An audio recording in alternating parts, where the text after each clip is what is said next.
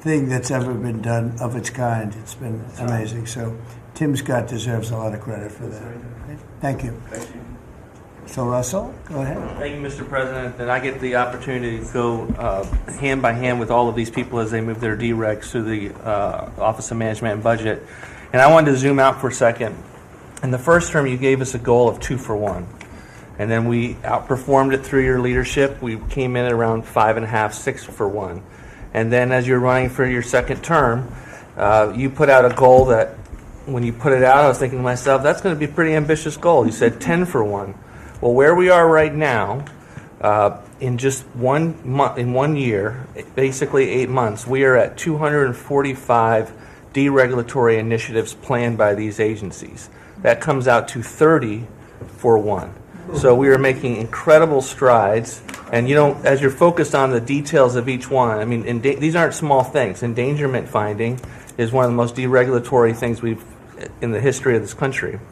NEPA reform, incredibly deregulatory.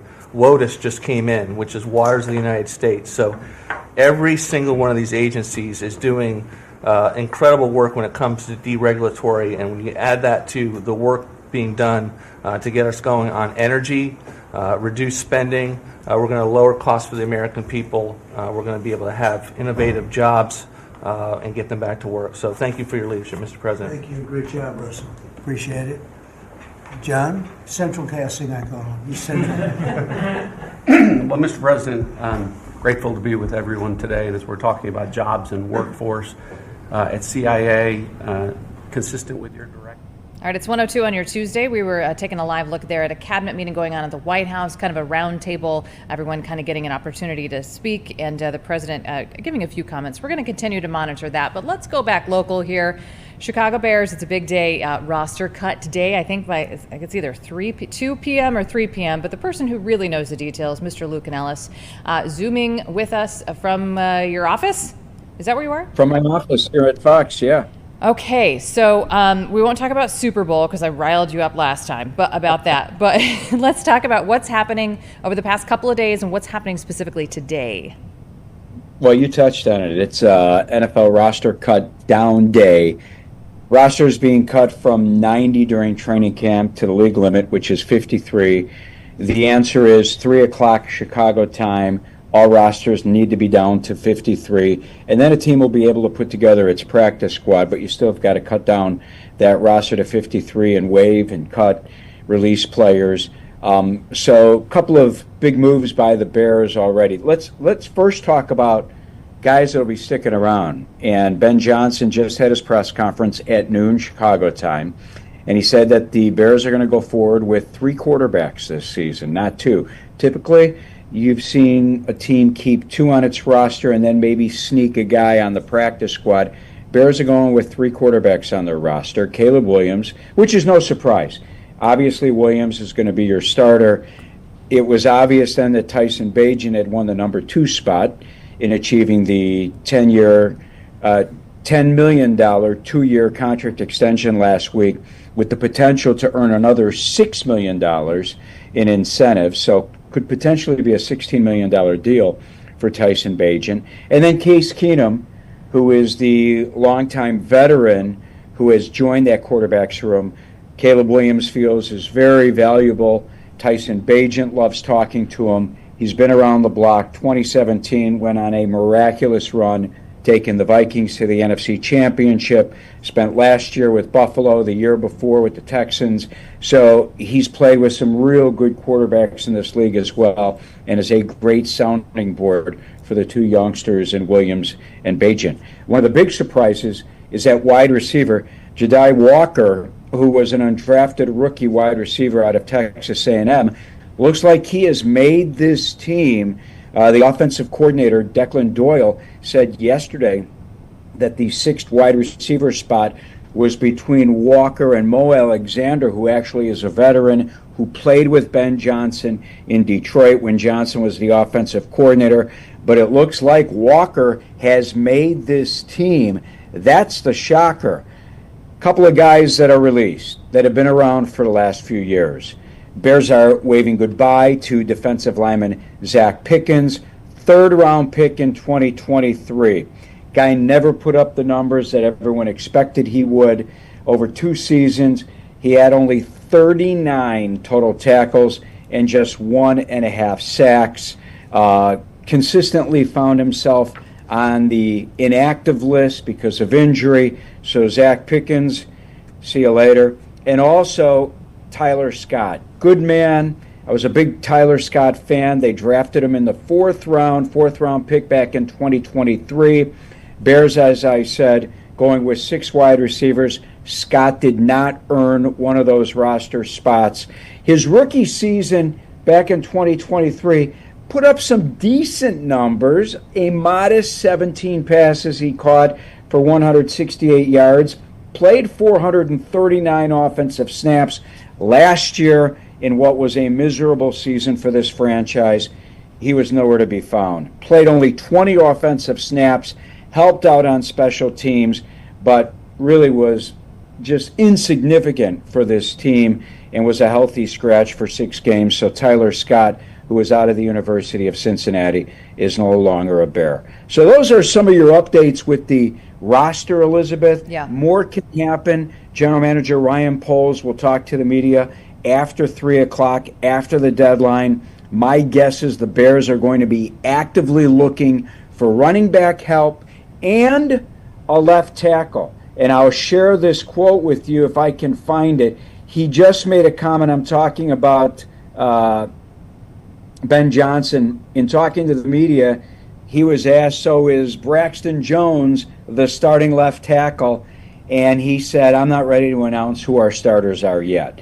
So, Ben Johnson 2 weeks ago screamed that he did not have one player step up and grab that starting left tackle job. And what I love about Ben Johnson so far is the man is incredibly transparent. He doesn't hide anything. And if he's not happy about a player's performance, he's going to tell you. And what does that do for the fans, you think, going into this? We're just 2 weeks away. We know what's going on. Well, it's scary because the left tackle position is the position that protects the blind side of your right-handed throwing quarterback. So they need a left tackle that they feel really good about. And Braxton Jones is the incumbent. He's got 40 NFL starts under his belt, but he's coming off of ankle surgery.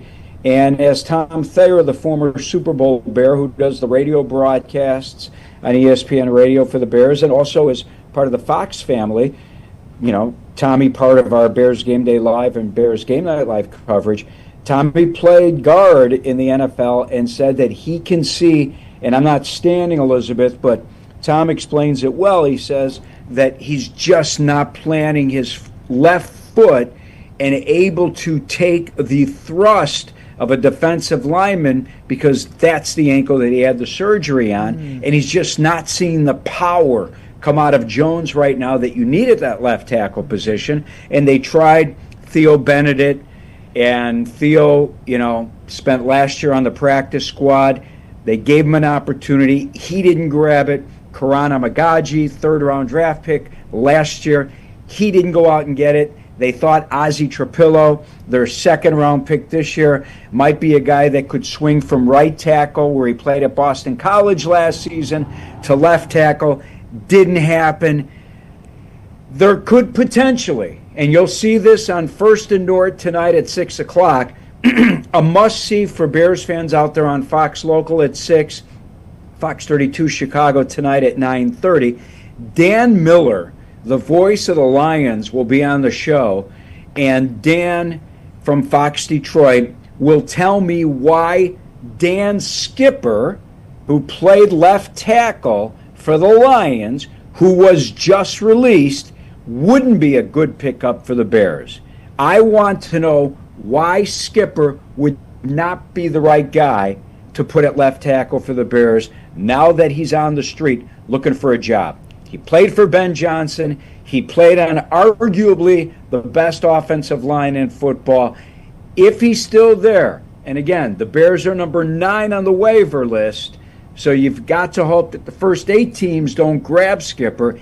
if he's there, why would the Bears not grab Skipper since they are in desperate need of a left tackle right now? It does sound desperate. Okay. Well, so you'll have more at 4, 5, and 9. And of course, First and North. We appreciate your time, Lou. But last question. I'm going to rile you up. Taylor Swift and Travis Kelce, they're engaged.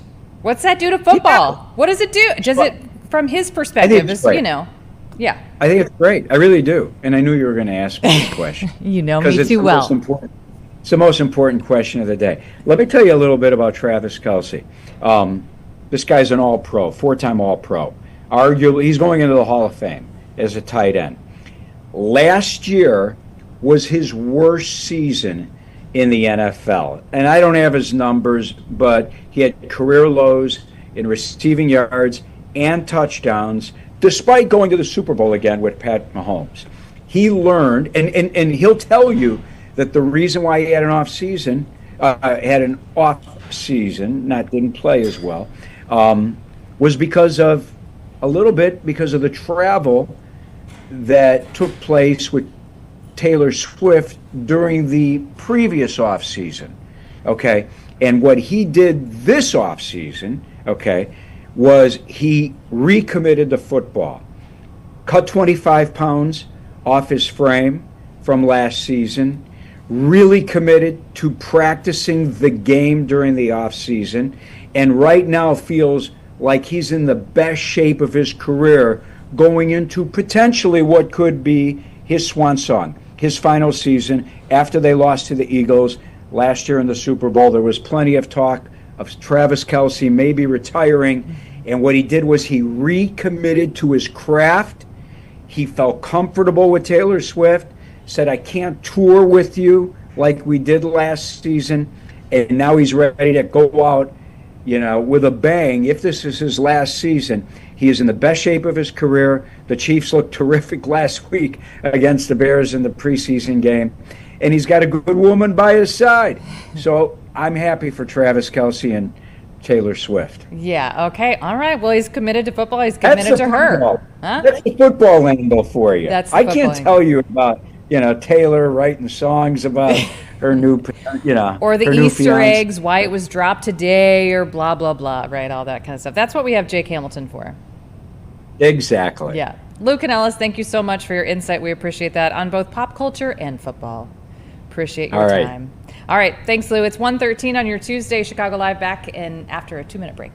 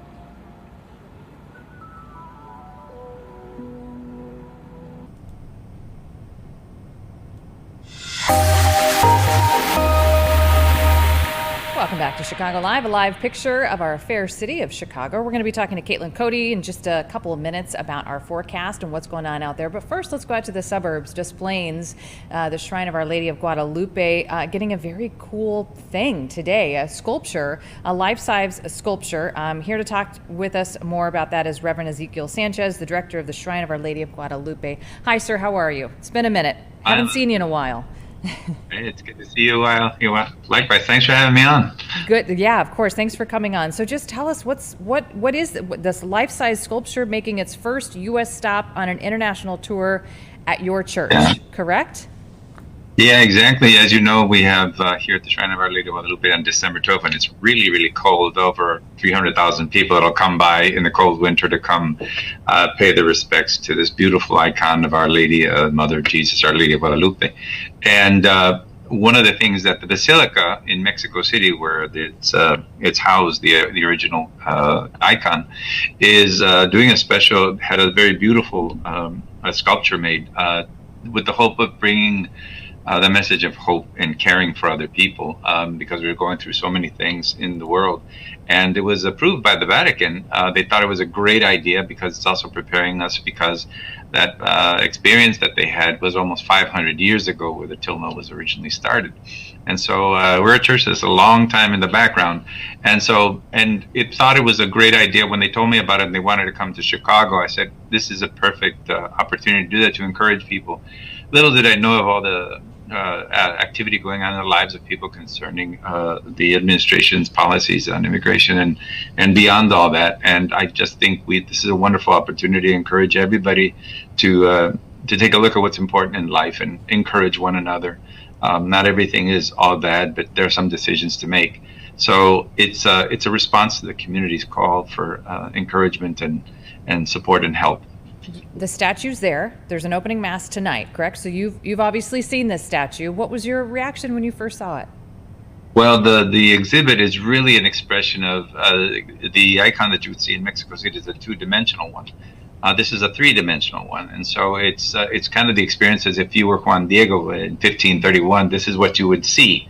This is how faithful the exhibit wants to be, as though giving the person watching as though you're there. And so there's an audio exhibit that goes with it, and the idea is to bring people knowledge of more the story of Juan. The more archaeology happens, the more history is being dug up in Latin America, the more we understand that part of our continent. And so this is a great way for people to see the deeper end of what her message really is. It's a message of peace. God hasn't forgotten us, and she brings that hope through our faith in our Lord Jesus particularly. But it's meant for everyone. It's meant for everyone. So we're looking forward to a lot of people coming to join us, and especially at times where we need a little more hope in our time. So if you don't want to come in December when it's nice and cold, it's a great opportunity to come see something special.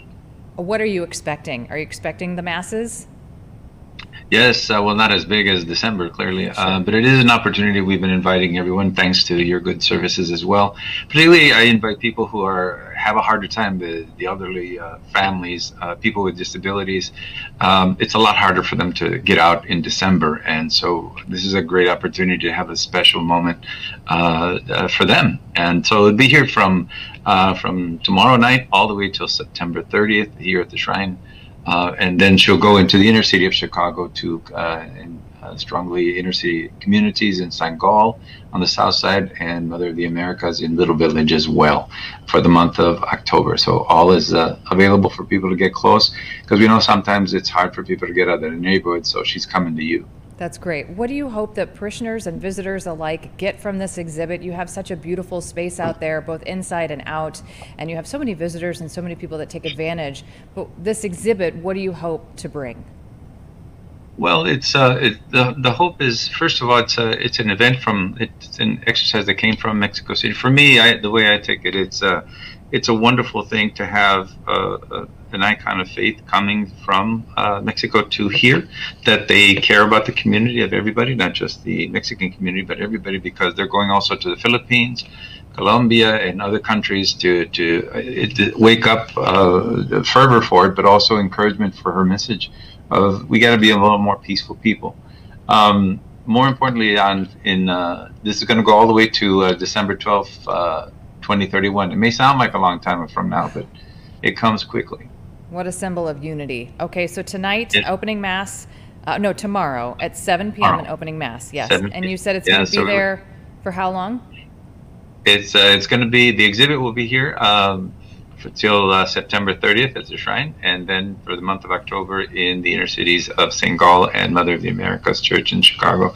But if you'd like to come, please stop by, visit us at our website, and we'd love to have you register just to have the experience. It's normally a 40-minute experience of the exhibit, and it's a time for listening, beautiful music, prayer, and above all, looking and learning about the things of 1531, what really happened. What really happened? Okay, almost like you were there. Okay, thank you so much. What? Anything else that people need to know? The hours? This is indoors. This is not outdoors. This is indoors, correct? Well, for tonight it's indoor, but the exhibit, it will be indoors when you come by. So if you visit our website, www.solg.org, Shrine of Our Lady of Guadalupe, solg.org, and be happy to show you all the things that are coming up. Okay, Reverend Ezekiel Sanchez, the director of the Shrine of Our Lady of Guadalupe out in Des Plaines. Thank you so much for your time. Enjoy. I know you will. I appreciate your time. It'll be a little warmer. I'm looking forward to it. Yeah, Thanks. yeah. Thank you so much. All right, it's 1:22, Chicago Live, back here in studio with the one and only Caitlin Cody. It's a beautiful day for, I don't know, everything? Everything. Literally everything. Just everything. Yeah, we've got a few clouds out there. But And it's still pretty, isn't it? It's It still, is. Yeah. And it feels good. Temperatures today slightly warmer than yesterday. Yesterday's high was 70. Today we're going to be in the mid 70s, a little bit cooler near the lake. Tonight, again, temperatures down to the 40s and 50s. Chilly. So I know we talked about Do that. we dare say chilly? Yeah, absolutely. Okay. Yeah, last night I woke up in the middle of the night and I was cold and I Needed thought, an extra blankie. do we turn on the Yeah, heat? no, No, not yet, no. So here's the thing. The next couple of days, we have a few changes. Tomorrow's going to be slightly warmer. So tomorrow, in case you're forgetting, it's Wednesday. Upper 70s expected. And we have the chance for a little bit of rain late tomorrow and especially on Thursday. A cold front's moving through. So showers and storms. Storms on Thursday. Not bad. Possibly. But just a little bit. Okay. And then temperatures drop for the end of the week. But then this weekend, Labor Day weekend. it's going to be really, really nice. Really nice. Okay. So we have a little bit of a roller coaster, but really, I think there's no complaints. I haven't heard any negative words. I'm looking outside. except What are for people those wearing? that are still chilly. I see long sleeve shirts, long pants. sleeves, pants. Yeah, Yeah, so relatively quiet forecast ahead. that's great. And High Labor Day waves. weekend? High waves. Ooh, that's a good thing. Yeah, Northwest Indiana. Not over here. Not on the Illinois side. Correct. We Okay. could still see high waves, but we don't have technically the beach hazard statement. So rip currents and high waves possible, especially Lake Porter County, LaPorte, and Berrien County for today through this evening. I got a question for you. Have you ever seen a haboob in person? Yeah. We had one here. We Remember did a couple back months in ago, May. May. Yeah. I It was was in- really wild. It was crazy. And that the- blanket of, yes. of dust. Yeah, we're going to be talking to a Phoenix meteorologist here in a couple of minutes about that, and just how it's hard to predict, right? Sure. Isn't Yes. it? It's Yes. right? It's yes. very hard to it predict. was the day it happened. I remember the reports were coming down, and there was just this text thread going, and we were all sharing from the station of like photos and reports from around Chicagoland. It was really, really wild to see. Especially, I would assume here when we don't get dust storms. I guess it was right? the biggest one since the 1930s here in Chicagoland. That's unbelievable. Yeah. And out there, they're Very more, rare. obviously more used to them out in Phoenix, right? This is something that happens a little High more wind and dry regularly. conditions. Yeah. Yeah, interesting. All That'll right, be we're gonna fun. talking to her too soon. All right, Caitlin Cody, thanks so much. Yeah. Woo-hoo. Another winning forecast. All right, it's 1:24. We'll be right back.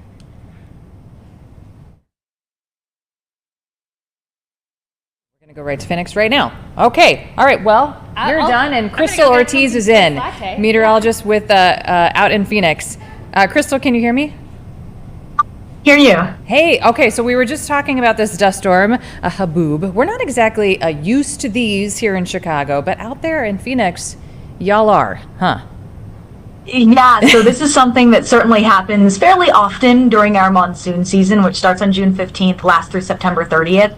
Typically, it's our rainy, but also our dusty season. And we see them a lot, but not to the size and the extreme nature that we had yesterday. That was one of the biggest we've had in a very long time.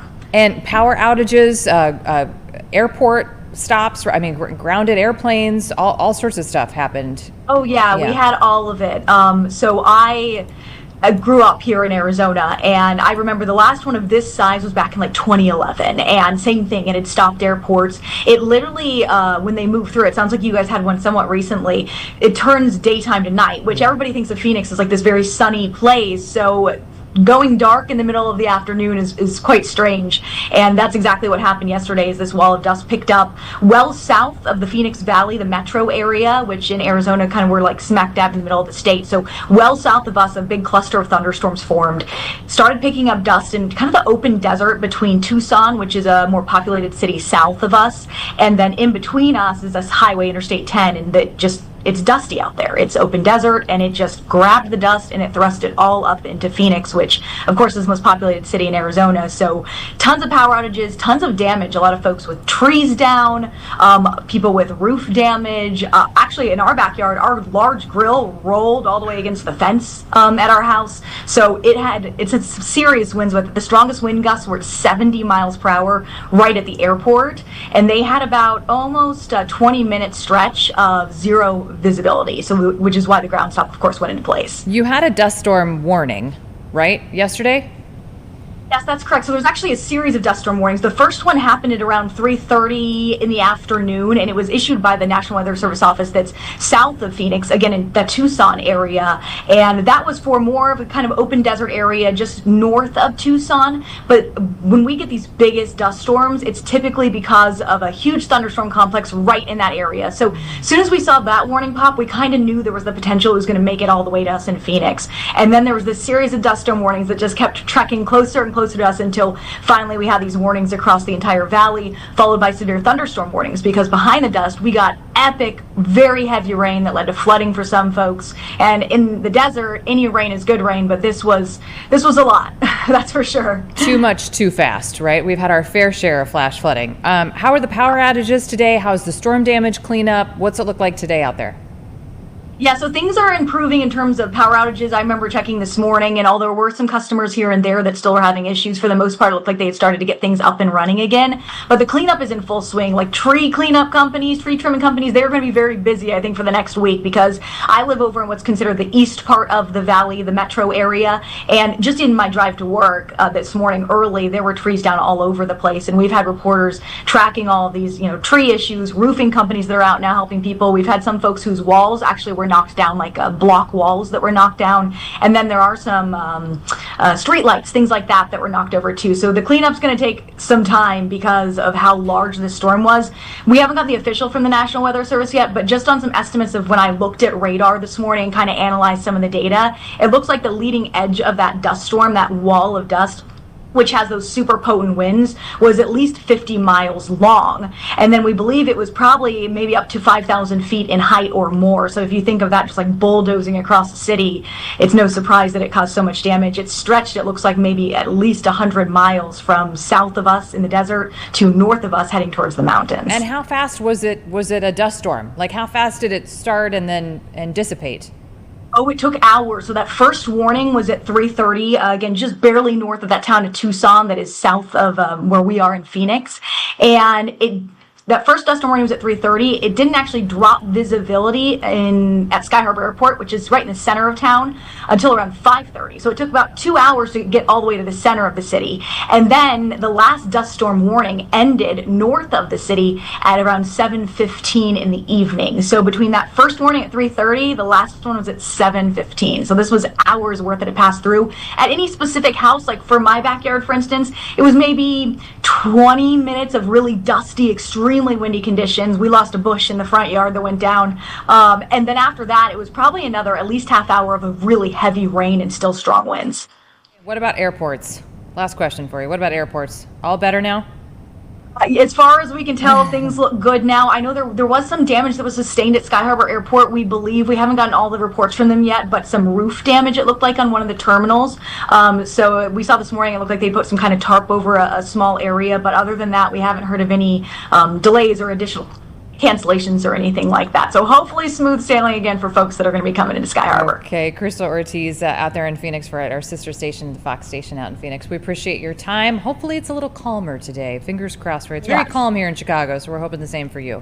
Appreciate your time, Crystal. Thank you. Have a good one. Thanks so much. All right, it's 1:30 on your Tuesday afternoon. You're watching Chicago Live. Let's dip back into over in D.C. They were having a cabinet meeting. I think they're taking some Q&A right now, so let's listen into that. Great negotiator, and he's also a nice guy, which are two tough things to pull off together. But it's incredible. But we both work for the peacemaker in chief. Think about it, how fortunate we are as Americans to have a president who's made peace a priority.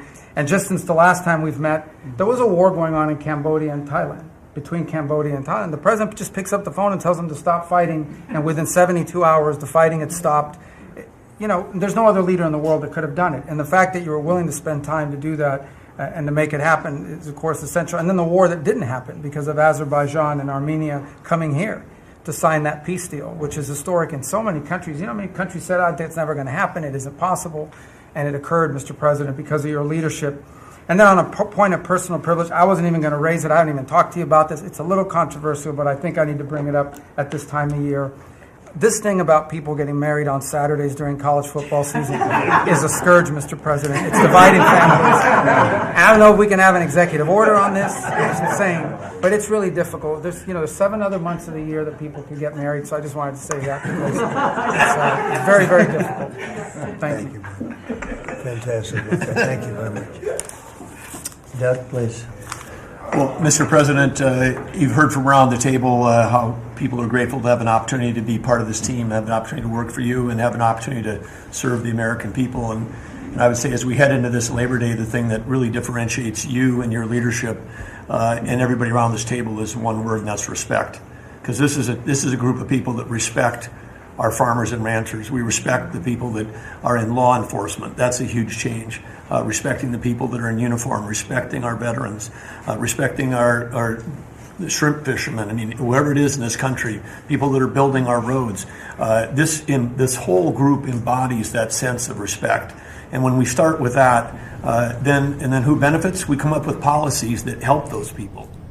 All right, we're going to keep an eye on that and keep listening in to those Q&As for you. We'll go back to that if we need to. But right after the break, why are so many home purchase agreements being canceled?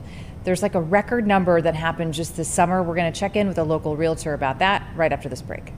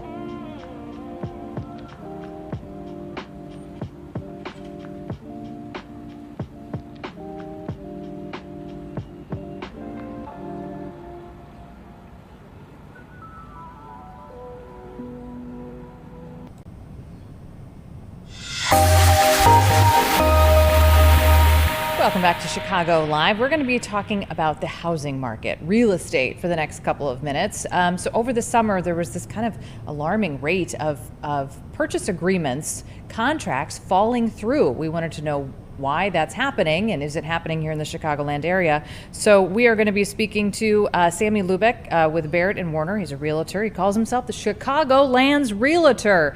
Thanks so much for coming on, Sammy. We appreciate your time. Very happy to be here. Always want to talk real estate. Always want to talk real estate. Well, then you're in the right business. Okay, so tell us, are we seeing this in our market, in the Chicago market? Well, I think that over the last few years since COVID, in the first half of the year, we've seen so many multi-offer situations where people have overextended themselves. They've offered the world just to get the opportunity to buy these houses. So sometimes they offer to purchase a house as is, and sometimes, I would never recommend this, they're offering to purchase a home while waiving the inspection. And I think this is one of the biggest mistakes that potential home buyers are making in order to win these bids. So naturally, when they get, their hands on a house, if they're able to have the inspection, that's when they get a little murky and they try to negotiate things with the sellers. But if they've offered to purchase a house as is, it's very difficult for those agreements to come into play. So that's when you see a lot of these contracts fall through the cracks. So it sounds like the market, the buyers are just a little too excited because it's been a rough buyer's market for a while, yes? Yeah, each of the last few years, we've seen an incredibly strong seller's market the first half of the year. Obviously, in the second half of the year, when you're talking July, August, September, more families are established for the school year, so not as many buyers are out there. That's when the bidding wars tend to slow down just a little bit and offer the opportunity for buyers to get a chance to make a great deal on a new property. What have you seen in our Chicago market over the past year? Really, it's been the explosion of the luxury market. I've seen more multi-million-dollar deals get done than ever before. If you look at Cook County last year alone, there were just about 650 sales. Doesn't matter if it was a condo, townhouse, single-family home. There were 650 of those such sales in 2024. And already this year, there have been around 550 multi-million-dollar sales in Cook County alone. So a lot more money, a lot of people out there have made a lot of money in the stock market. The economy has been strong, and therefore they're spending money on real estate, which is always a great investment. And is it also just because houses cost more nowadays? Obviously. I would think that these multi-offer situations have clearly motivated those trends to go up because, of course, the more people that are bidding on a house, of course, it's going to dictate above asking price sales, and that has led to this tremendous rise in sales over the last few years. How long have you been in real estate? So I've been selling for 18 years, all with Barrett and Warner. I am Chicagoland's real estate agent, always willing to talk real estate. So you've been there a minute. Okay, because the stat where this headline comes from, in July, approximately 58,000 U.S. home purchase agreements fell through. That's about 15.3% of all homes under contract. That's the highest number since 2017. What was happening in 2017, and is it similar to what we're seeing now? I think we're just seeing more pushback from buyers. Over the last few years, sellers have had a lot of control, and finally buyers are in a position where they have money.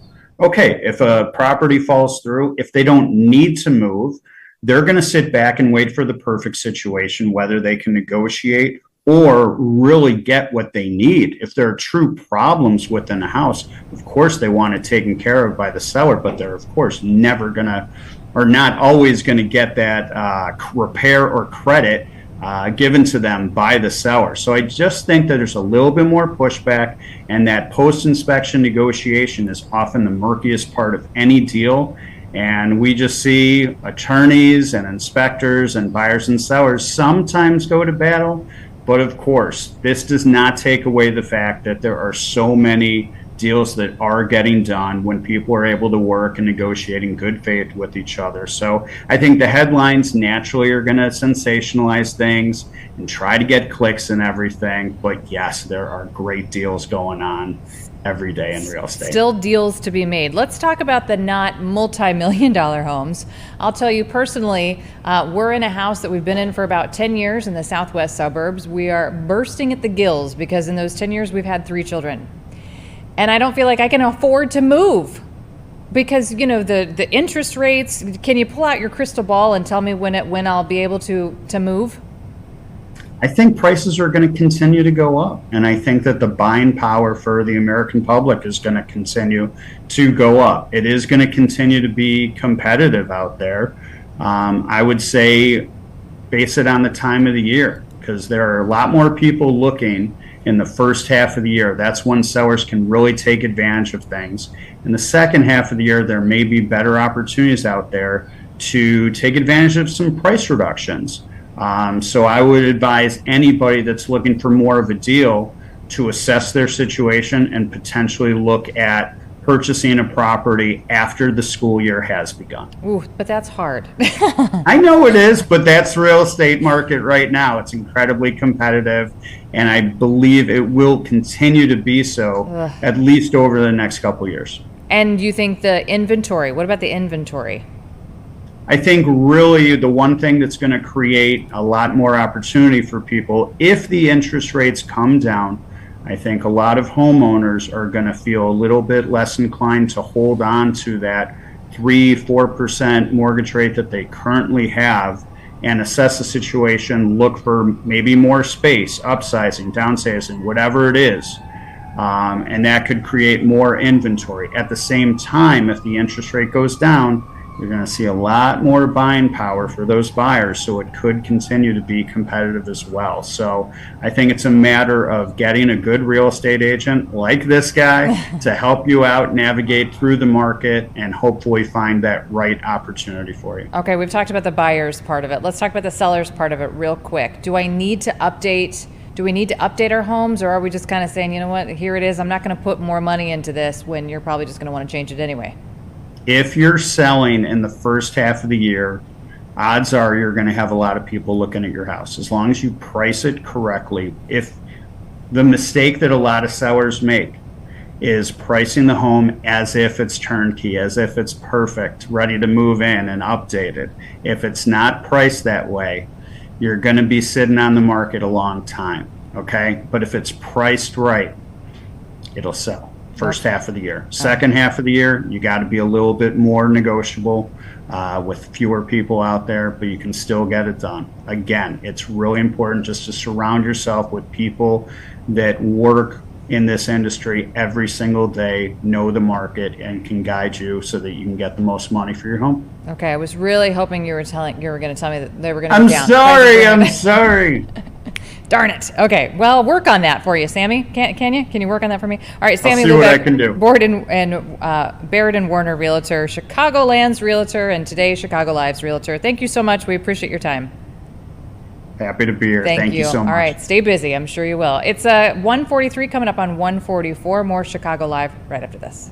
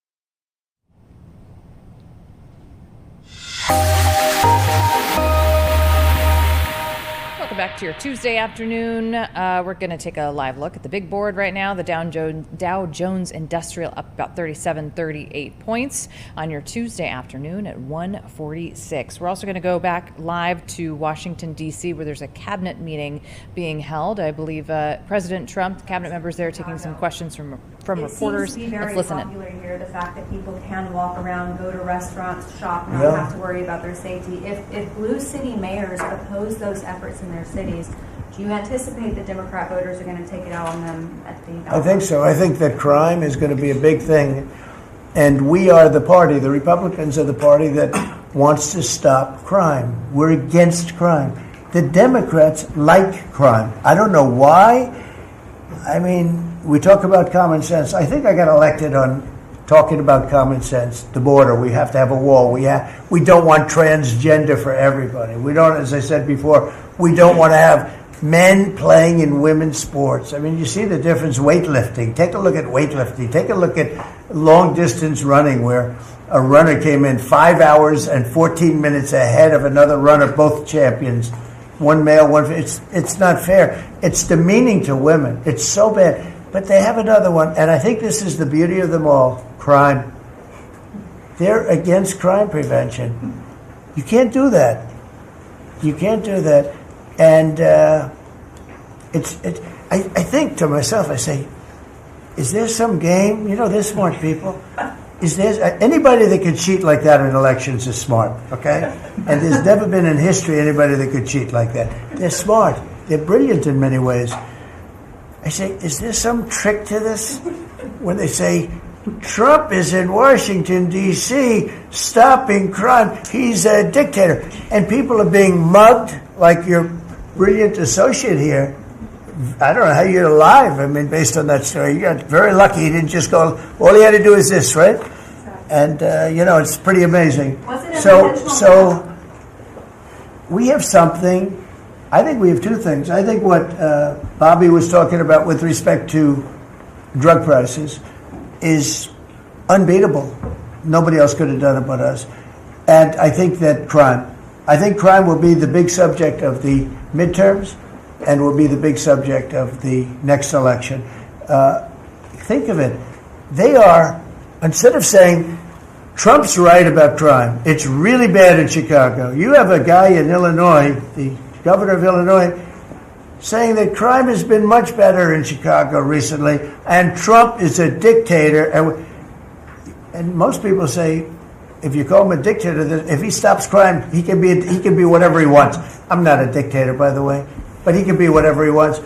I think it's going to be a big subject for the midterms, and I think the Republicans are going to do really well. They called it a trap. This Democrat consultant, they said, he's put him in a trap again, because these are all traps. 80-20, but they're not 80-20. They're almost 100-0, all these issues. But I would say that crime is stronger than men playing in women's sports. I think it's stronger than transgender for everybody. It's transgender for everybody, according to them. It's stronger. Of course, this is the cause of it, open borders.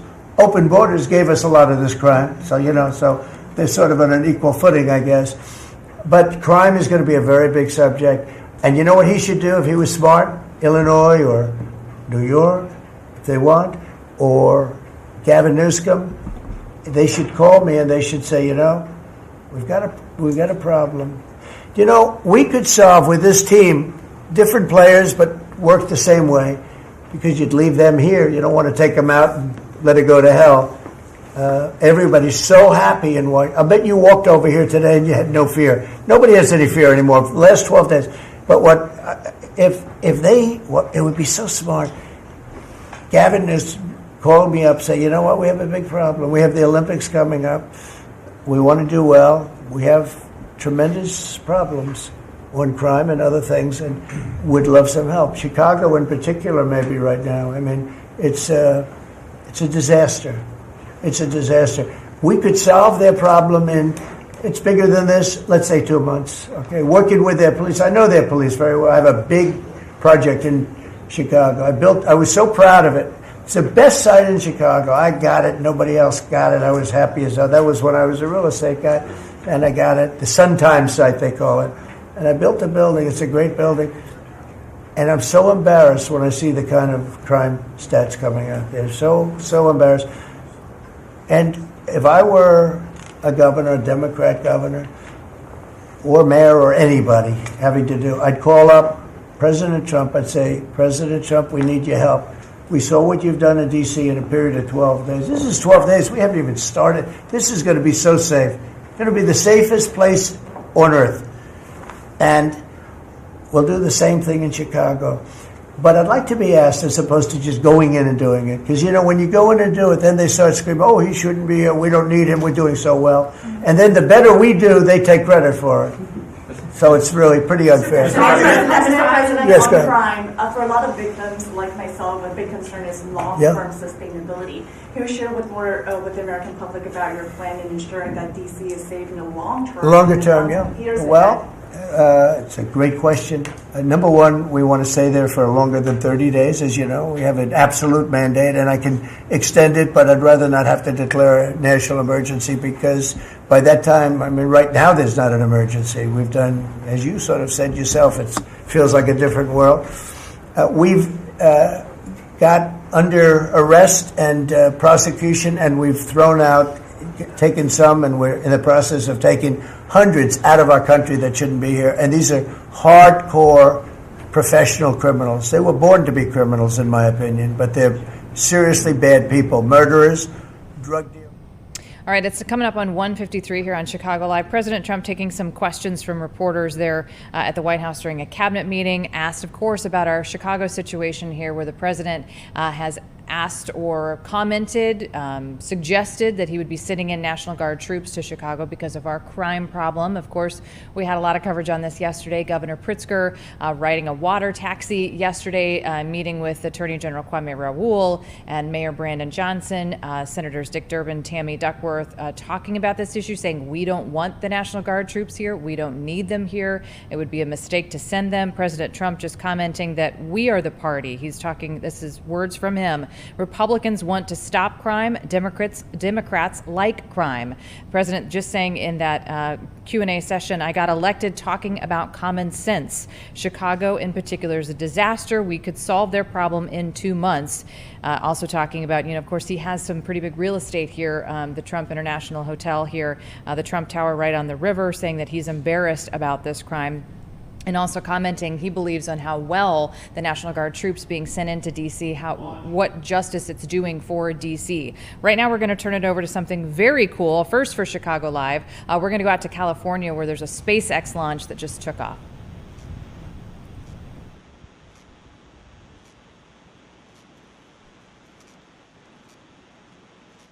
At T plus 30 seconds and counting, Falcon 9 has successfully lifted off from Space Launch Complex 4E, and in just a moment we'll throttle the engines down in preparation for Max Q, a period of maximum aerodynamic pressure.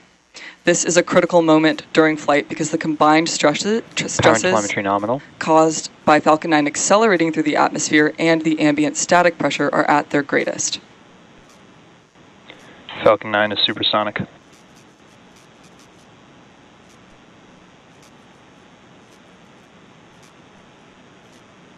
Max Q.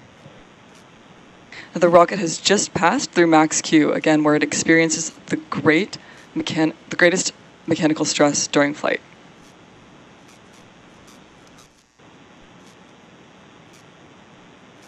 You can track our progress to orbit by watching the left corner of your display showing first stage velocity and altitude. Now, we have several events coming up in quick succession, and we should hear these all called out by Mission Control, starting with main engine cutoff, or MECO, then stage separation, stage 1 flip. All right, you were just watching a SpaceX Falcon 9 launching from California up in the skies. All went well there. We're going to take a quick 2-minute break, but right after that, more Tay-Tay and Travis Kelce news with our very own Jake Hamilton. We'll be right back.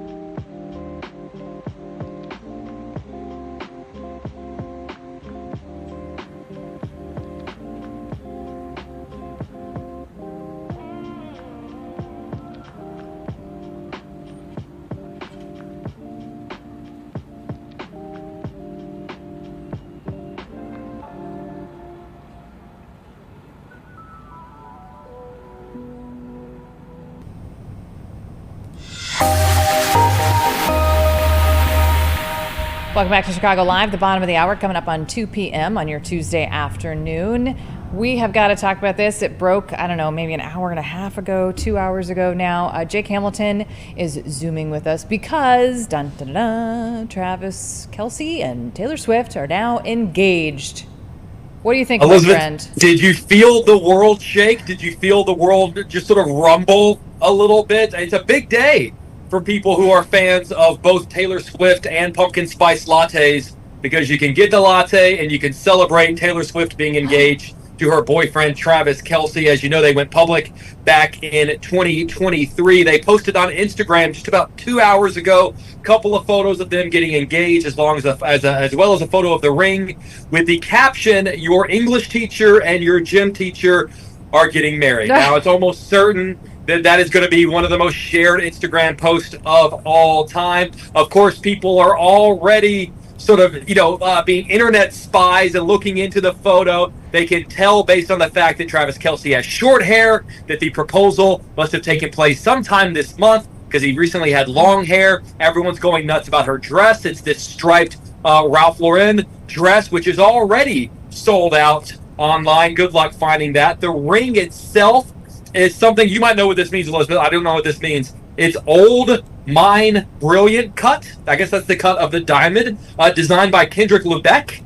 So, of course, that's probably going to be a very popular cut of diamond moving forward. There is a song that is playing Jake, over the I'm photos. trying to Google all this stuff. You got to slow down. It's too much, and we're running out of show. We're running out of show. No, we're not. No, we go past. We go past. Oh, we go past? Well, for Taylor Swift, we go past 2 o'clock. So High School is the song that is playing from her Tortured Poets Department album. And the reason that I'm assuming she used that song is because it's actually about them. What I think is interesting is I would imagine in the world of celebrities, Elizabeth, that right now everyone is trying to figure out which side of the line do they fall on. Am I a getting invited to the wedding or not getting invited to the wedding? I know, in England, they have their royal wedding. This is our royal wedding. How publicized it's going to be, we have no idea. Obviously, they decided to keep the engagement private to themselves until they could sort of perfectly articulate how they wanted to put the news out there.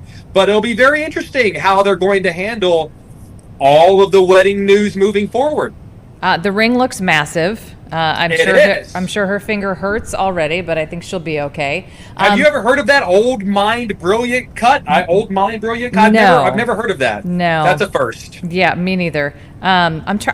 Seriously, I was trying to Google everything that you were telling me. What was the Ralph Lauren dress also has already sold out online. I love that instantly people are like, well, Taylor Swift wore it while getting engaged, therefore I must have it too. And maybe I'll get engaged, right? Is there anything Exactly right. With Taylor Swift, with the Easter eggs? I learned this on Chicago Now, actually, because otherwise I wouldn't know this, but there's all sorts of Easter eggs.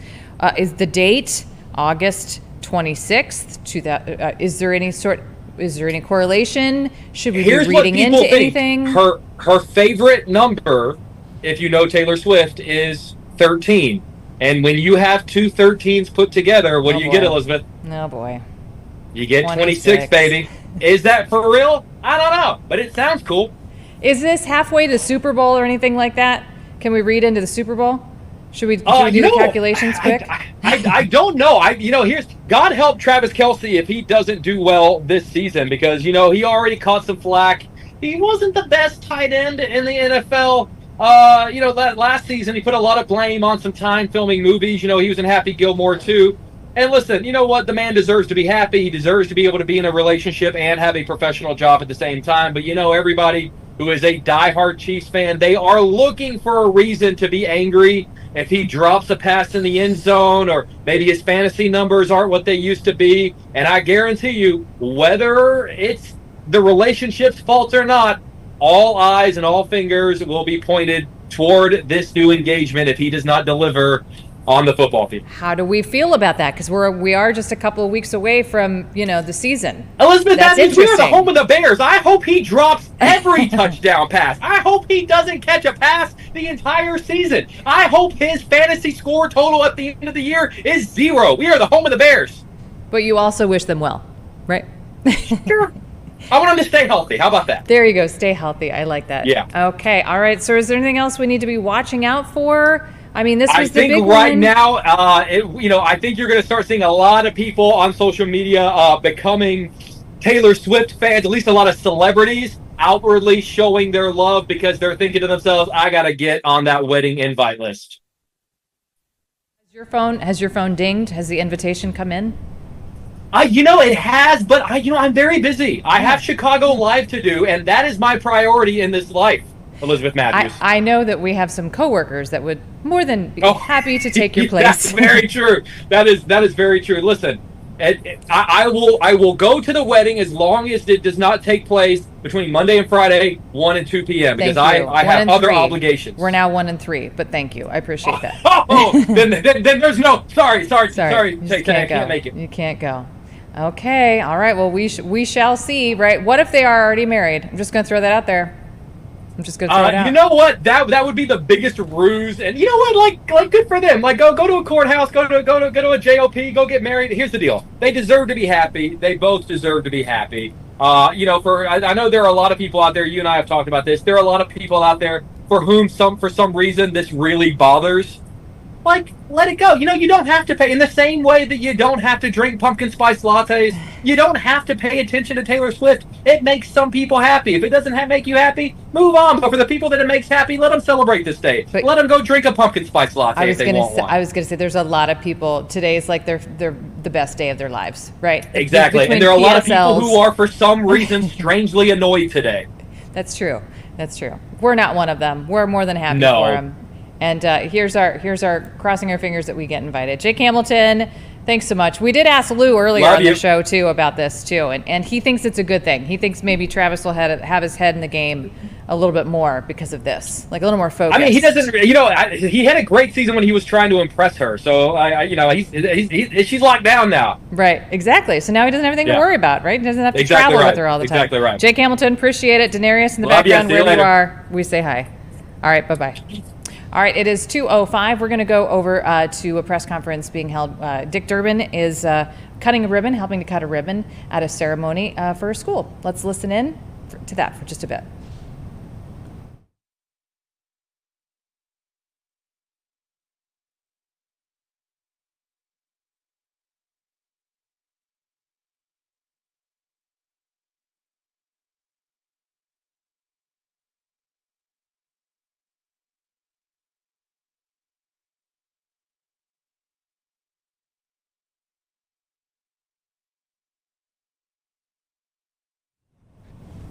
Okay, we are going to pay attention to that press conference that's going to be going on. Dick Durbin, along with other leaders, going to be cutting a ribbon at a school downtown Chicago.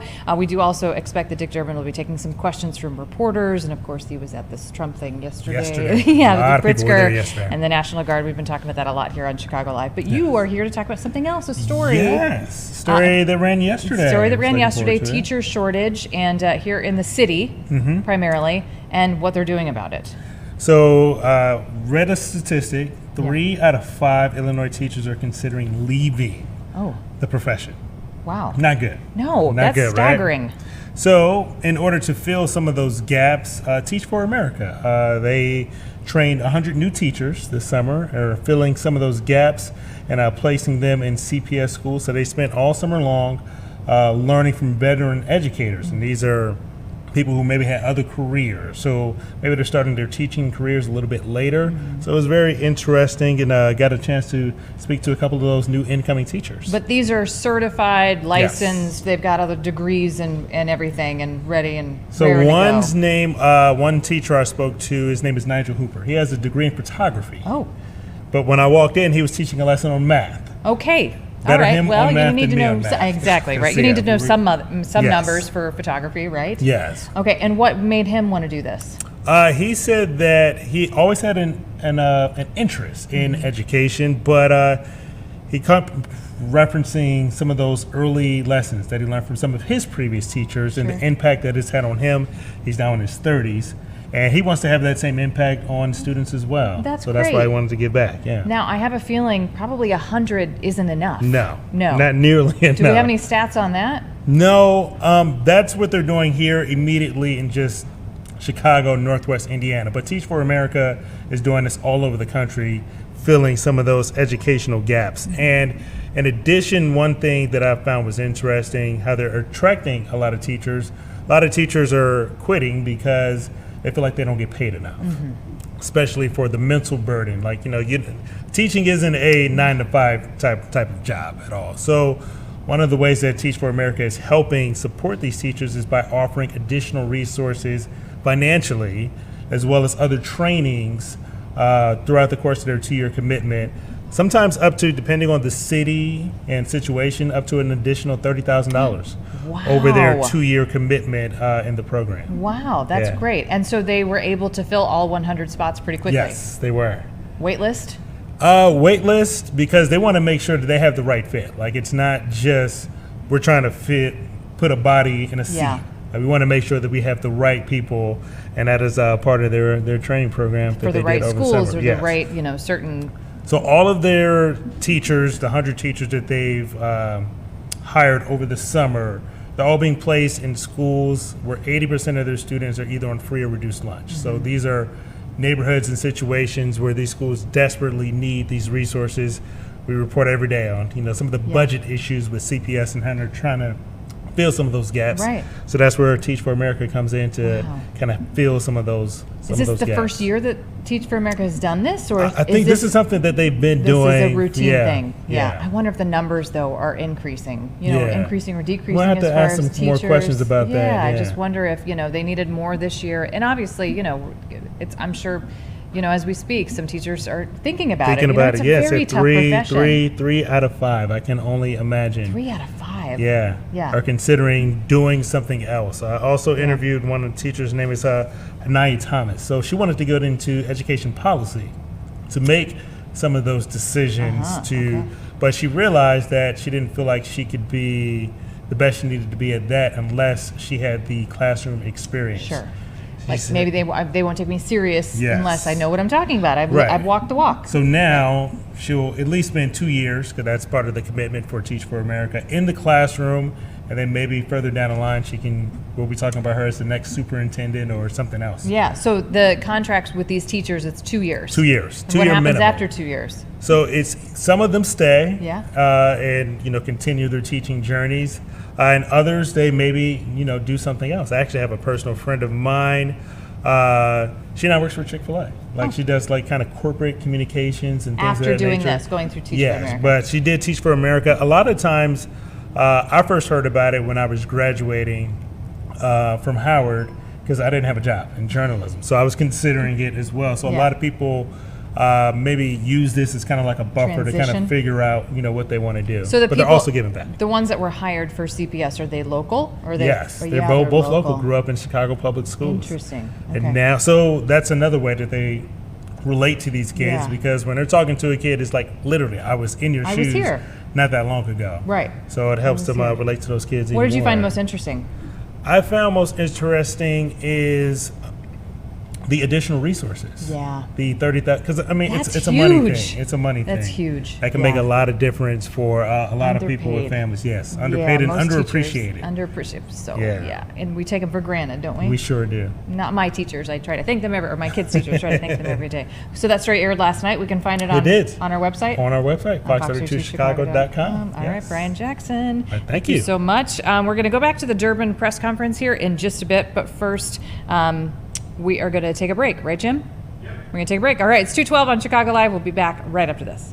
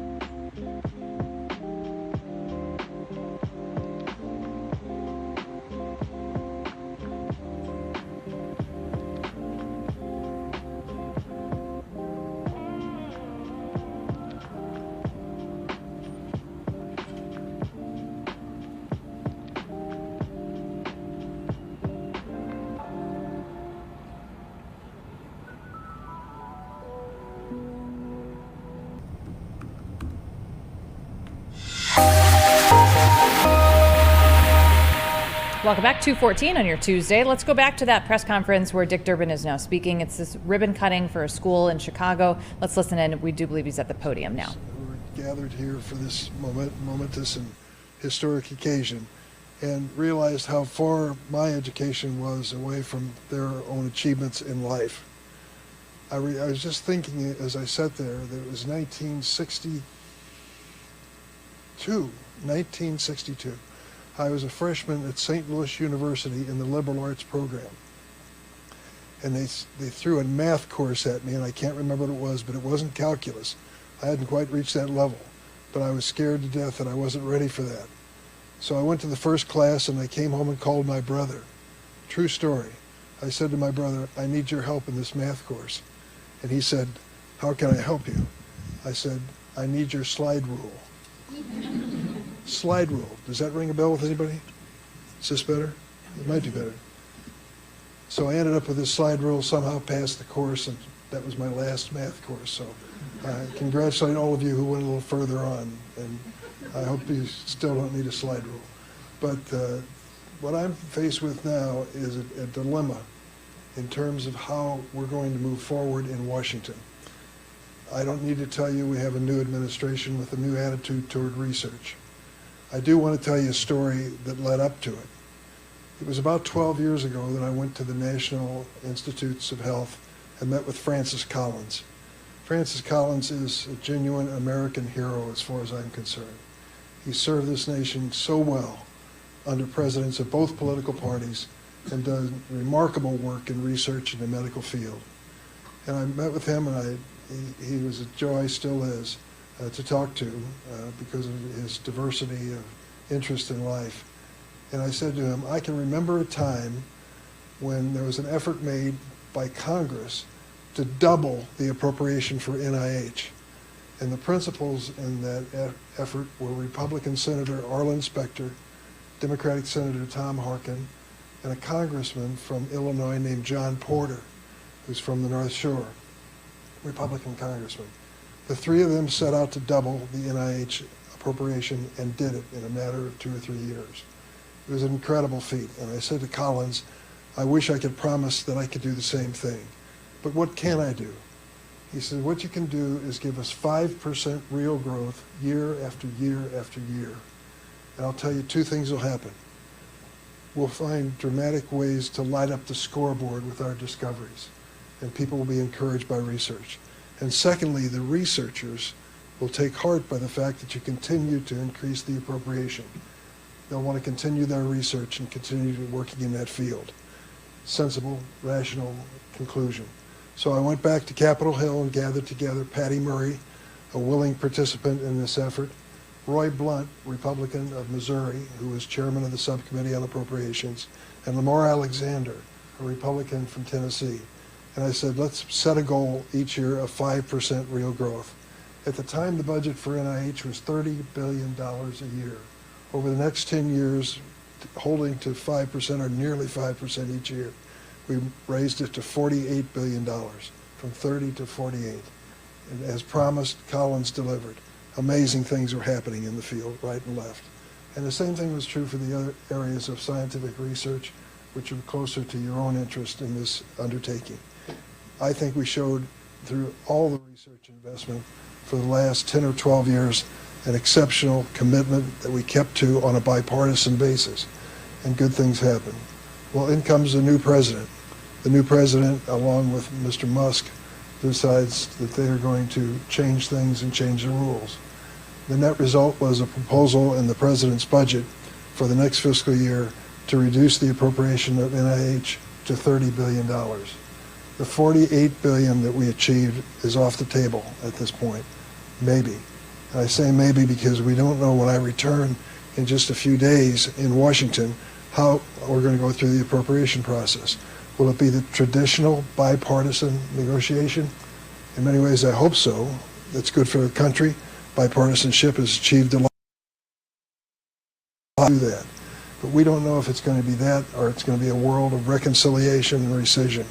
You won't find either of those 2 words in the United States Constitution, but they dictate what's happening with the spending in Washington so far. We'll find out as this fiscal year comes to an end on September 30th and the new fiscal year begins whether we're back into the appropriation process. My bottom line is this: whether we're talking about the work in the sky, whether we're talking about the work with math and biology, whatever it happens to be, I believe in research. I know you do too, or you wouldn't be sitting in this room. I also believe if you want a great nation, you have great research. And the failure to do that is going to entice researchers to look for other things to do with their lives or other places to do them in the United States. Secondly, it is no mistake or accident that if you look at the listing of some of the best minds in America, you'll find many names that are, quote, foreign names. And I use that term kind of in a complimentary way since my mother was an immigrant. But the fact that the United States attracts so many people from all over the world who want to come here and be part of this venture in our nation to extend research is a positive thing. It's no surprise when you go into the hospitals, and we have some of the greatest in America in this town, and look at the roster of specialists and physicians. You'll find a lot of names that suggest that they just came to this country during their lifetime. They weren't born here. We welcome them. I certainly welcome them. I think this make this a better nation, this immigration has over and over again. But you know we're going through a debate on that subject now, and whether or not the future will entice people for study or for research to come to the United States. Great things are going to happen on this floor of this building and in many other like it because of the venture that's being announced today. I think it's going to help future generations in remarkable ways. I thank you for giving me the opportunity to say a few words, for representing you in Washington, and for the next 16 months, I'll do my damnedest to make sure you get the best research appropriation we can find. Thank you all very much.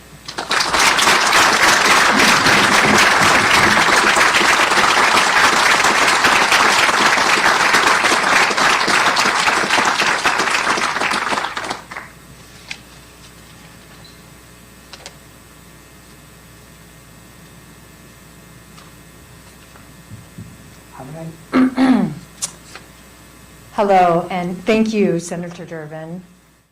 You're watching Chicago Live. It's 2:21 on your Tuesday. We just heard from U.S. Senator Dick Durbin talking about this ribbon cutting for the school downtown Chicago. We do expect him to be answering some questions from reporters. We're going to stay on this and monitor it for the time being. In the Department of Biochemistry and Molecular Biology and the Vice Provost for Research at the University of Chicago. SCI and NITMB show what's possible when researchers work across disciplines, developing new AI tools to tackle the most exciting challenges in modern astronomy and new mathematics that transform our understanding of biology. None of this happens in isolation. Breakthroughs like these require diverse minds coming together, learning from one another, and pushing boundaries as a team. This embodies how the University of Chicago approaches discovery, from the origins of modern economics to breakthroughs in particle physics and genetics. This is our way: rigor, collaboration, to expand knowledge. Our cross-disciplinary research thrives through partnerships among universities, industry, and national laboratories to design cutting-edge technologies and unlock today's greatest scientific mysteries. No single sector can solve today's toughest problems alone. Academia excels in pushing the boundaries of knowledge and fostering the next generation of thinkers and creators.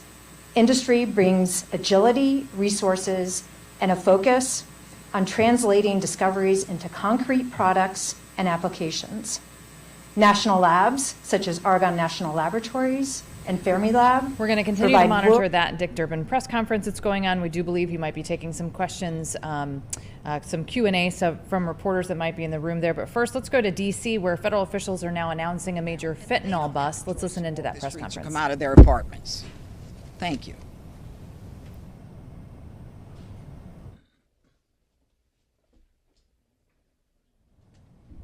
Well, live TV. All right, it's 2:24 on your Tuesday. More Chicago Live right after this.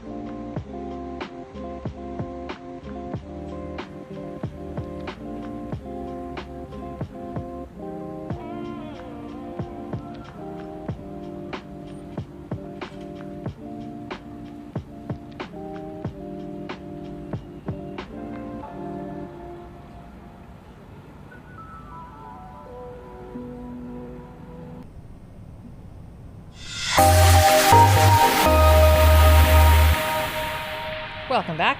To the big board we go. Up 102 now. Dow Jones Industrial up 103. Keep going up. 104. All right, we could watch that. That's a fun thing to watch, right? All right, 105 right there, the Dow Jones Industrial at 2:30 on your Tuesday afternoon. We're going to go out to Joliet. This is a big deal for businesses out there, visitors, residents. They are going to be starting to offer free parking, free 2-hour parking. With us via Zoom this afternoon is Greg Reddy, the Joliet's Director of Public Works. Good afternoon, Greg. Good afternoon, Elizabeth. How are you? Great. This is some pretty good news. Tell us what the city is offering and when it starts. So currently and for many years, we have had paid on and off-street parking, and we are now going to a program where we are going to be offering 2-hour free street parking for all of our downtown streets. For all of your downtown streets, not just kind of around the courthouse or kind of in that municipal part, but even in front of the businesses and such. That's correct. Joliet has a bit of a unique downtown where we are both a commercial and a government center.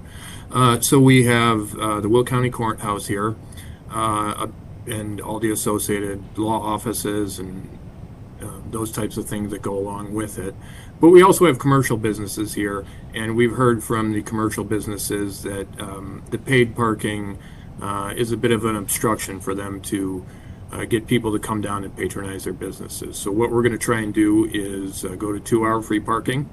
The intent of that is to allow patrons to come down, do their business at the commercial areas, and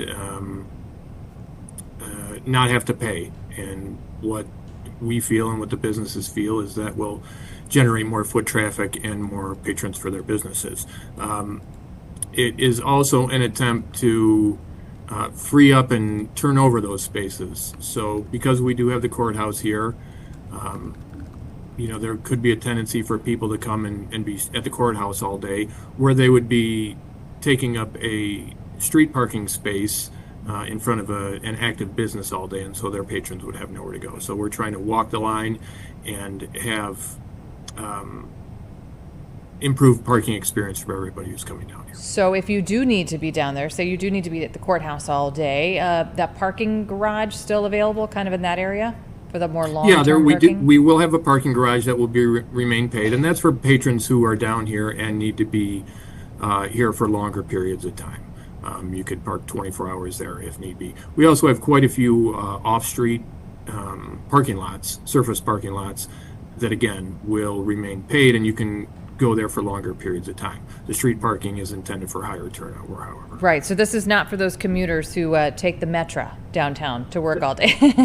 And that's right. Yeah. So we have surface lots for what we'll call businesses or courthouse patrons. We also have 2 Metro lines that come into downtown Joliet, the Rock Island and the Heritage Corridor, and we have additional parking adjacent to our transportation center for those Metro riders. So there's a bounty of parking here. We did a study in recent years where we saw, I think, 40% utilization of the parking, but some of the concerns we got that it was difficult to park on the streets, and that's why we're making this move at this point. How long has this been in the works, this decision to go to free 2-hour parking? We have had discussions on free street parking for a number of years. Our current mayor and city council decided to make the decision last year to tie into another project we have going on down here, which is a reconstruction of Chicago Street, which is our main artery through the downtown. And we have a large, what we're calling City Square project. So it's a public gathering space that will be programmed with events year-round. And the street parking fit nicely in with that. And so our elected officials decided to make the move at this point. So there's always 2 sides to the coin, right? Obviously, this was probably made a good chunk of change on this. So how does the city offset that loss of revenue? Yeah, so there is a cost. Free parking is not free. It's free to the user, but it's not free to the city. We are going to have increased enforcement for those 2-hour parking zones. And currently we have parking enforcement officers that are on foot and they walk the downtown and they issue tickets. We have recently invested in a a vehicle with license plate reader cameras. It's equipped with those LPR cameras, and you've probably seen them in a number of cities. I believe Chicago has them as well, where they will circulate through the downtown and determine how long a vehicle has been there. If they're exceeding that 2-hour limit, they'll receive a $30 ticket. So other communities that have implemented similar programs in the past, we've spoken to them, and they say there's a bit of a learning curve at first, and it's kind of hard to put a number on the give and take for the money you're bringing in from the paid parking versus the enforcement, but we think we'll be okay. Okay, and did you have conversations with other nearby communities on, we see that you're doing this. Did you kind of mimic any other community when it comes to this program? Yeah, we did a parking study several years ago, and we looked at peer communities, Naperville, Aurora, I believe Rockford was one of them, Evanston, Oak Park, and we kind of took lessons for them. We spoke in more detail to Aurora, who a few years ago went to a similar system. Not exactly the same. They have different time limits and different zones, that type of thing, but we did pick their brain and get good information, and that sort of educated us on the way we wanted to go. On what to do. Yeah, you take all the, grain of salt, right? You take all those things and try to make up your own. Is this a pilot program, or is this good to go? This is intended to be a permanent program. We do expect there to be a transition period, a learning curve for both city staff members and for the public. So I think we're going to exercise a little discretion in the first few weeks here as people get used to the new system. But the intent is to keep this permanently. You got to change all that signage. You got to try to, remind everybody about this. Yeah, that's a big change. We've talked about kind of the government part, the police department, city halls down there, the courthouse, metro station, small businesses. But let's not forget about the casino. Are you still going to have to pay if you're going to the casino? No, the casino, Harrah's Casino downtown, has 2 parking decks that are free for their patrons and always have been. They also have a valet system for those who want to do that, but you do not need to pay to park at the Halas Casino. And all those small businesses, they've got to be over the moon about this, yes? Yeah, there's been a push for a number of years to move forward with this program, so I think they're excited to see it move forward. All right, Greg Reddy, Joliet's Director of Public Works. When does this start? The free parking? September 1st, so next Monday. September 1st. All right, you got to take down all those signs and put up new signs. I have a feeling, right? There's a big transition period. There is. We're currently working on that. We have kiosks for most of the areas of the downtown where you pay for parking, but in the outer areas we do still have street meters. So all those are coming down, and a new signage is going up, and we intend on being ready next Monday. Okay, well, we appreciate your time explaining it to us, and if we're in Joliet, we appreciate you giving us some free parking. Thank you. We hope you come down. Thanks so much. All right, it's 2:34. We'll be back after a 2-minute break.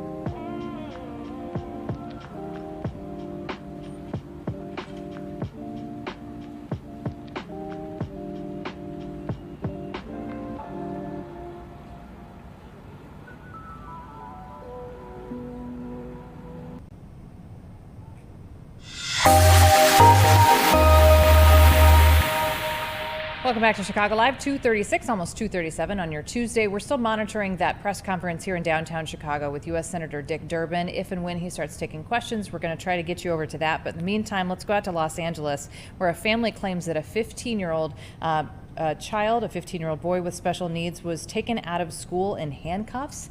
His family, who's making these claims, and their attorney are talking now. Can I go? My friend on the phone said that she heard when my son was like, oh, my name is so, I'm 15 years old, I'm in special classes, and I'm a U.S. citizen. So after that, I just told the person that was with me, can you please make sure they don't hurt my son? They're like, oh, right now we'll take care of that. So after that, I seen that they took the handcuffs off of my son. He came crying towards me, he hugged me, and I was like, everything's okay. So the guy who was with me, he made a comment that I really didn't like, which he was telling my son, oh, we just confused you with somebody else, but look at the bright side, like, you're going to have an exciting story to tell your friends when you go back to school. In my head, I was trying to process it, and I was like, there's nothing exciting about getting guns pointed at you, especially when you're a 15-year-old, you don't know what's going on, you're scared, and there's nothing exciting about that. So how can you don't even have a heart to say that. Like, as a mother, I was just like mad. I was still trying to process everything. And after that, they just left. I had to stay there because I didn't notice they left 2 bullets in front of my car. There was another parent there who seen it, and he was like, this is unacceptable. He started recording. The principal was out, making sure that I was okay. I had to stay there because I had to make a report with the police. And then everybody was just sending me video through social media saying, oh, now they're kind of making jokes about it, saying that the police reached out to ICE, I'm assuming, and they're like, oh, send back your agents and tell them to pick up whatever they left behind. And them saying, oh, no, it's okay, you could keep them so you could practice your targeting. I mean, that was unacceptable, too, because at this point, my son doesn't even feel safe going to school. I know I still have to send him because, I mean, it's mandatory to send our kids to school, and no kid should go through what my son went through, especially because he says he has nightmares. He doesn't want to go to school every day. I have to wake him up, and it's just so hard for him. But from that point on, my concern is I just want to make sure he's okay. I know we're not mentally there. It still messes with my head. I feel I'm mentally not stable. I mean, I feel I need help. I feel that in order for me to get help, I need to help my son, so I need to be okay within myself. But it's going to be a process, and I feel that I could get there. I mean, it's going to take some time, but my concern is more him. I just want to make sure that he feels safe at school, that he doesn't wake up saying that he doesn't, every day when we go out, I have to be with people because I feel depressed. I just feel like I see his movements every time we go out. He looks at his surroundings. I mean, what kid should go out not feeling safe? You know, I mean. Maybe in Spanish, we're going to circle back in Spanish, but we'll have Luis and then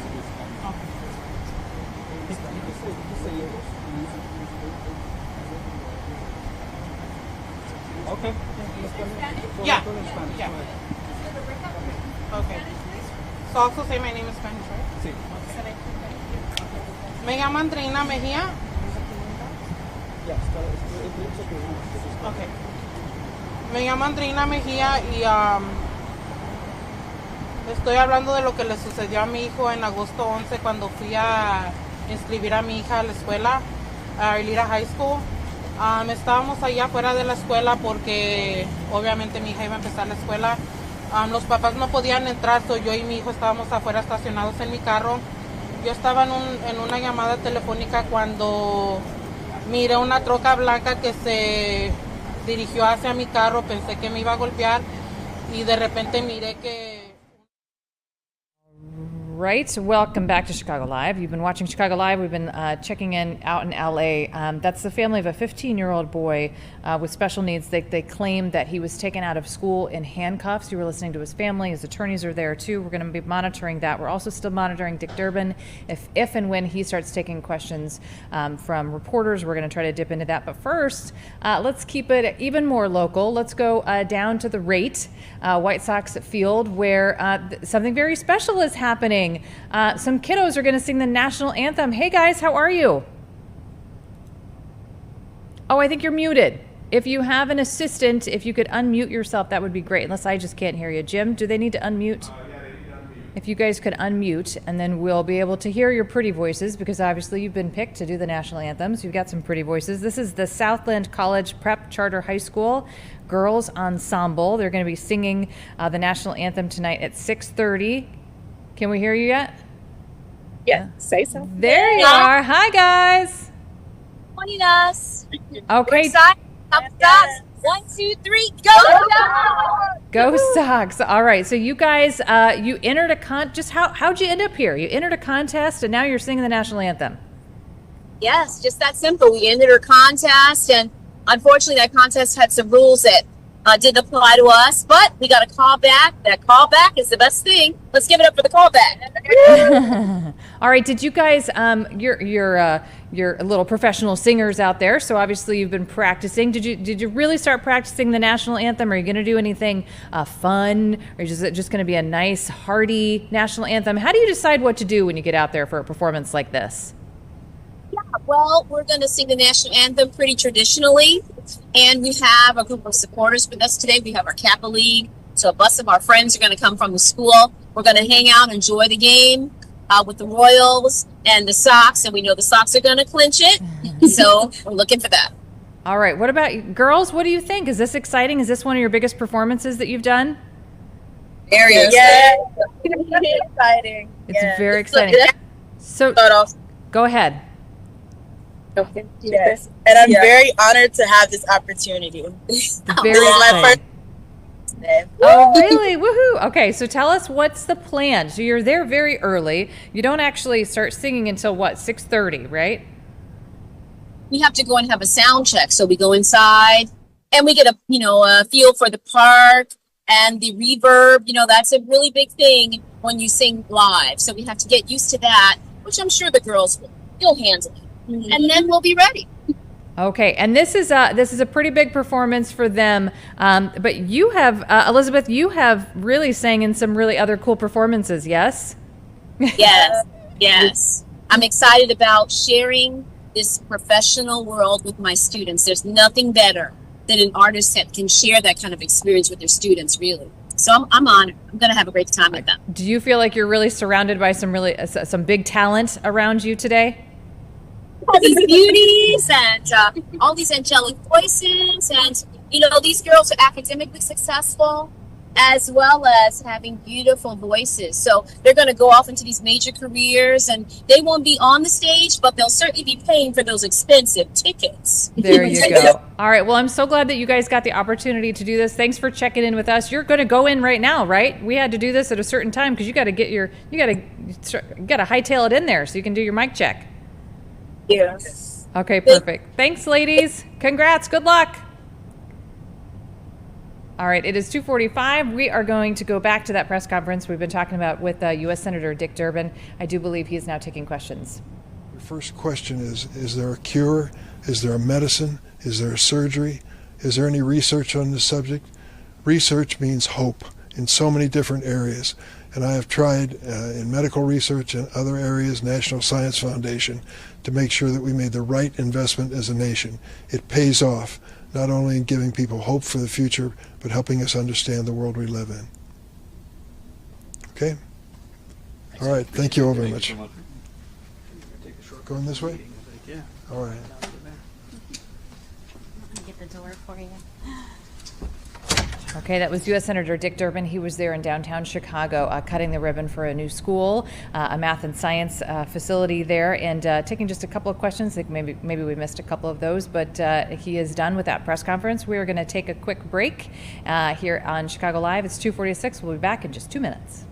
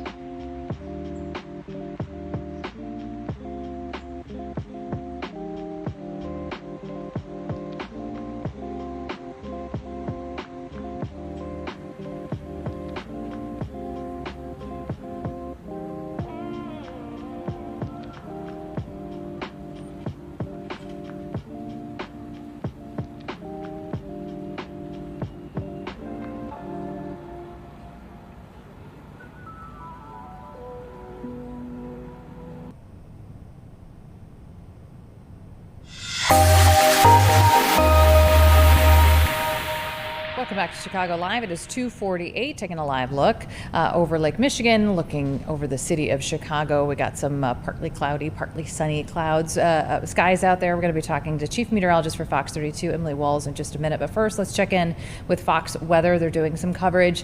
It's been 20 years since Hurricane Katrina struck, so let's listen into that. Aircraft and stacked them up over New Orleans and flew people out of New Orleans Airport, which was open on Saturday. And we moved about 18,000 people that day out of the New Orleans Airport. And they went indiscriminately to cities all over America, Atlanta being one of them. Atlanta took a lot of people in by bus as well as by airplane. But we had planes going all over the country, getting people out of New Orleans. It was a spectacular movement by everybody involved. Once you got your feet on the ground, I remember watching on the air and thinking, this guy's taking control. So that was 20 years ago, sir.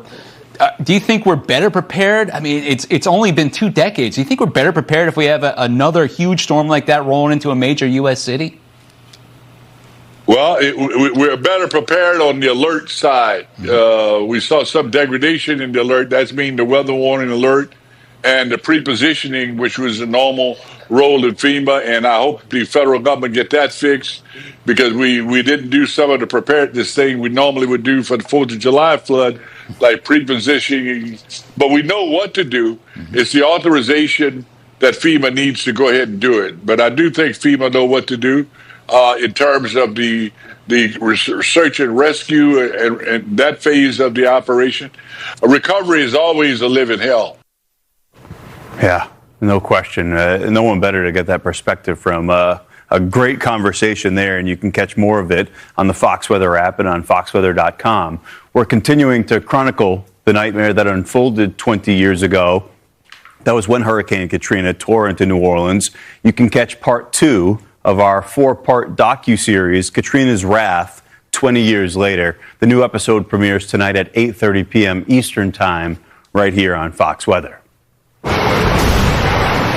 Fox Weather is your hurricane HQ, and we're tracking all things tropics all season long, all the time, Kiana. After a little bit of a lull over on the Pacific side, now all of a sudden things are cooking again. And this is kind of how it went several weeks back. Yeah, I think as we watch, we have a named storm. We have several areas that we're watching. This is an area, or the Pacific Basin, I should say, that has conducive environments for these areas that we're watching. Yeah, and we see sometimes with the Madden-Julian oscillation, you get scenes that look like this, although this doesn't appear that it's directly related.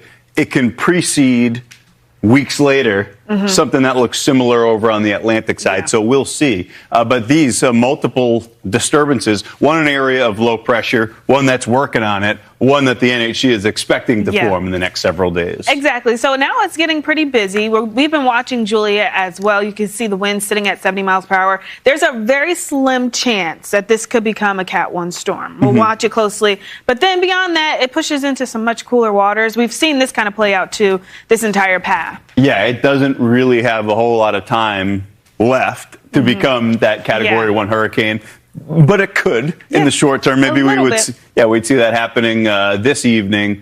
The overall wind shear, not too bad. Yeah, so it's just all about the cooler waters from here, though. I think once it moves a little farther north, you'll notice that the winds start to diminish very quickly by Friday. Joliet, unfortunately, will be a storm of the past. Yeah, that'll be that. We can start staring at these, which are happening. This area of low pressure, we were talking about this making it into the central Pacific. Possibly.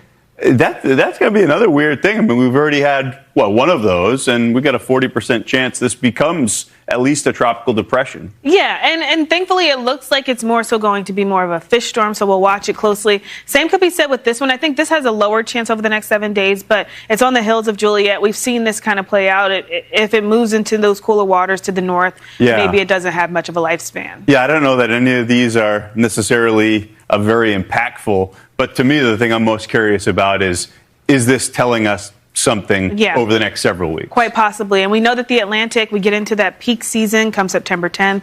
We'll watch this, how it kind of plays out back on the Atlantic side over the next couple of weeks. Yeah, Kiko, the next name on the list. That is a nice name. Then Lorena and Mario. So, we've been watching this. This is where we stand so far. 11 named storms, 5 hurricanes. It's been busy. Yeah, it has been busy, no question.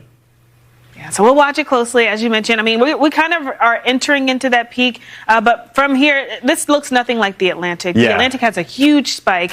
This is kind of concurrent all the way through. A more even distribution for sure, but we know, to your point, Atlantic isn't like that. That means we got a lot of activity still to go, more than 75%, the climate averages tell us.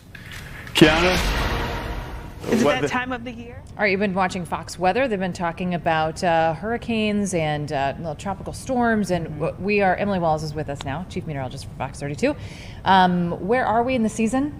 We're definitely in the season. So, hurricane season that begins in the spring, lasts all the way until the very end of November. But a lot of people are, I think, kind of wondering, it's been kind of quiet so far, right? So in the Atlantic, we're only on, I think, our 6th named storms, but what I want to point out is we're kind of just getting going. So peak hurricane season, especially in the Atlantic, usually runs from late August until about early October, and then we start to see a decline again. So the next couple of weeks around here, I really think we're going to start to see more and more developing, or at least more areas of interest. So oftentimes the National Hurricane Center, when there's an area of interest or a cluster of thunderstorms that they're watching, which is kind of what they were just pointing out. Yeah, so those are labeled typically like invest and then a number. It's a way of keeping track of something that may be up and coming, but it doesn't quite meet the criteria for a tropical storm just yet. So a tropical storm, in order for it to be named a named storm, it needs to have 39-mile-per-hour sustained winds, which doesn't sound like much, like a lot. right? No, we have, that can happen on a daily basis. Right. But when you have that swirling around over the ocean, you start to pick up water. You start to get a rise. So that's where we get our storm surge as well.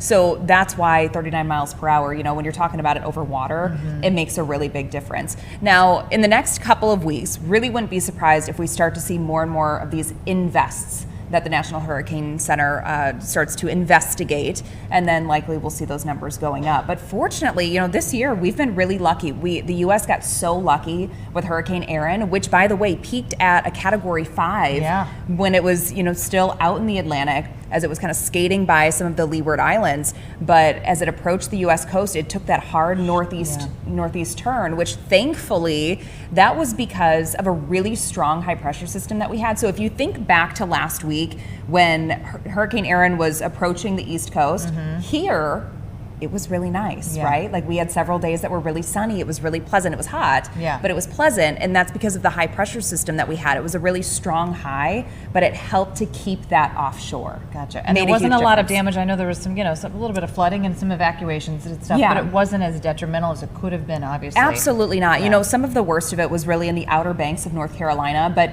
if you think about their elevation, they're just a couple feet, if even that, above sea level. Right. So when you have storm surge of 2 to 4 feet, yes, some of those islands, those barrier islands, they were overwhelmed with water. So there was some damage out there, but overall speaking, having a hurricane that's that strong passing by the U.S. coast, I'd say we got pretty lucky. We got lucky. So what does all that activity out there say about the rest of the season, or going kind of into peak season? So really, this time of the year, we have sea surface temperatures in a lot of locations that are actually above 80 degrees. If you think to, the Caribbean, out in the Gulf, like our sea surface temperatures are 85, close to 90 degrees in some areas. That fuels these storms. That's why peak season is actually late August into September, into November, because water, yes, it takes longer to heat up during the summertime, but it holds on to that heat longer Once as it well. does. Right, it holds on to that heat. So I think in the next couple of weeks, we're really going to see things ramping up. And the official forecast that came out from the National Hurricane Center was actually around 17 named storms for the Atlantic, and we're only at 6. Okay. So I think we have a ways to go. Okay. Yeah. And sometimes we can see, right, some rain showers and stuff if the hurricane takes the path that it does, and we can be impacted by it. Yeah, we haven't had absolutely. anything like that in a while. Well, and especially if they're coming up through the Gulf, that's when we have a better chance of seeing that here at home, because then, it's no longer a hurricane or a tropical storm by the time it reaches us, but we still get the winds, the rain, that tropical moisture that comes along with it. I just looked outside. I've been in front of these windows for 2 hours now, and we didn't see the storm pass, but I said,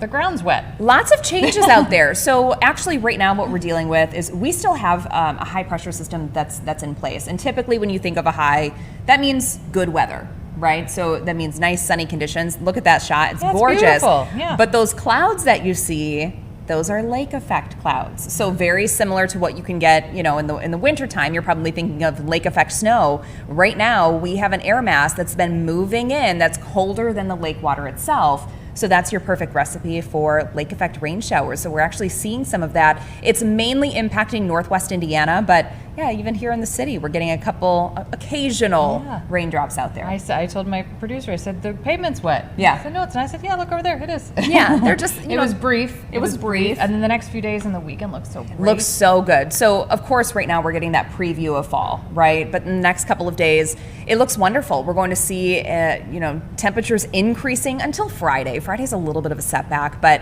it's okay because look at Friday or Saturday and Sunday. We're going to be partly cloudy, mid to upper 70s. And then by Monday for Labor Day, we're expected to be near 80 degrees. And a lot of folks, of course, think of Labor Day as the last unofficial summer weekend. Mm-hmm. And I think the weather's really going to be cooperating. Friday's cool, but every day after that. I don't mind it. I don't mind it either. I don't mind that 68. I'm usually somebody that just holds on to summer as long as I can. I'm kind of over it. Yeah. I'm going to embrace that 68. Yeah, it's going to feel good. Emily Wallace, thanks so much.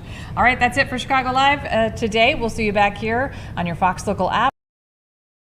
Is that Washington has been far too violent. One of the most violent cities, unfortunately, in the country. And it is time that we recognize that law and order is back in D.C. and that we will use all legal sanctions and sentences as called for by law. Your office has had trouble in the last couple of weeks with an alleged assault case, having the grand jury refuse to indict on the charges. Does that give you any sense of how juries in this city are going to deal with the crackdown that you're doing, and also in reference to the president's announcement on death penalty?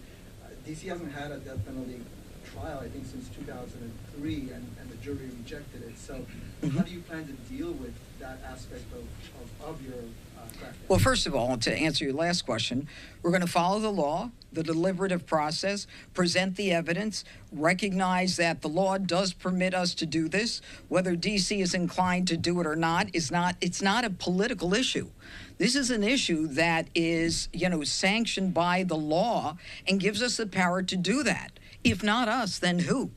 And, as it relates to grand juries, the only thing that I can say is we are prosecutors. We are the tip of the spear.